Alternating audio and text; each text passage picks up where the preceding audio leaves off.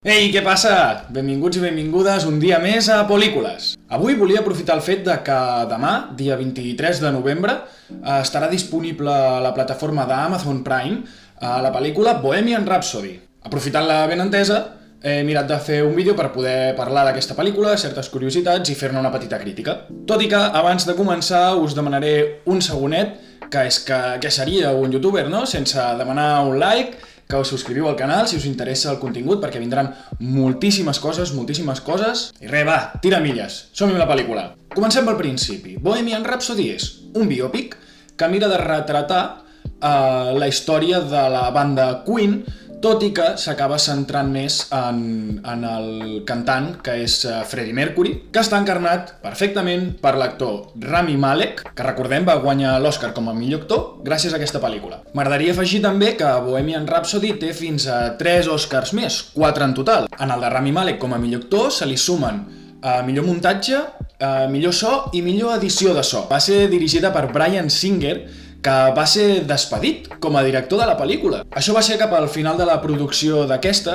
i és que diu a les males llengües que Bryan Singer s'ausentava moltíssim del set de rodatge i fins i tot va escoltar un dia les queixes de Rami Malek i li va acabar llançant una ampolla d'aigua. Tot i així, apareix com a director a tots els crèdits de la pel·lícula, ja que això va passar pràcticament al final de la gravació d'aquesta. Entrem ja en matèria.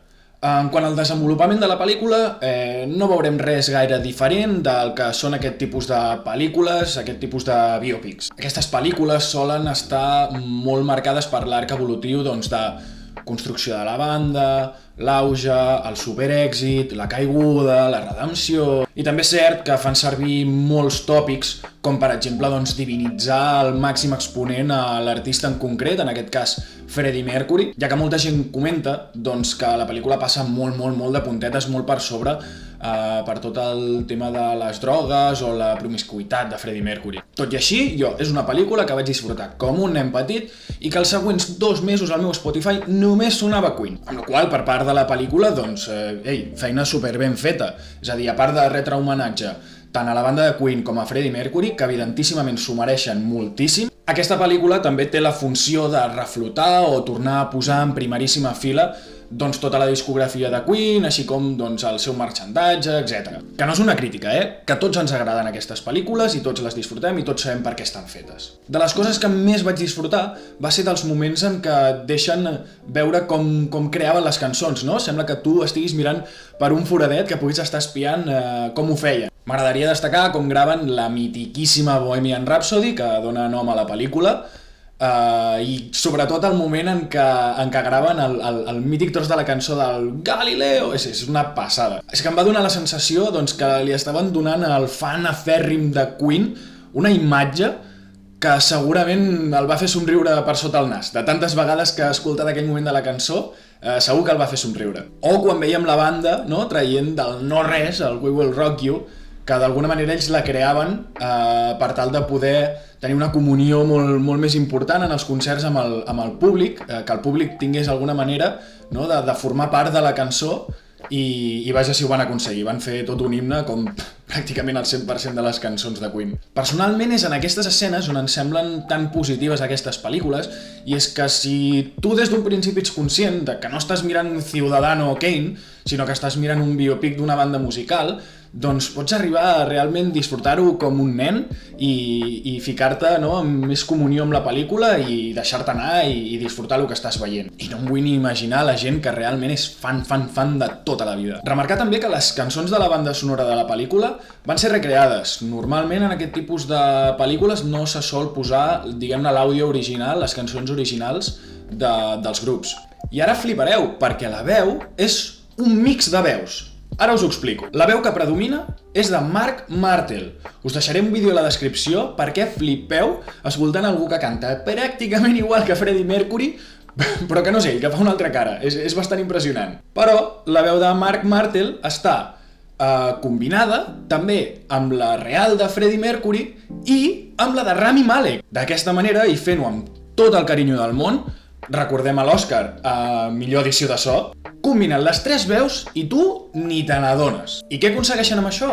Doncs que no es faci estrany escoltar la veu de Freddie Mercury i no veure'l cantar, o que vegis a Rami Malek amb una veu que no és la de Freddie Mercury, amb la qual acaba sortint-ne una veu que té l'ànima de Freddie Mercury, la qualitat de gravació de l'època actual i el toc personal de l'actor que està encarnant el personatge de Freddie Mercury.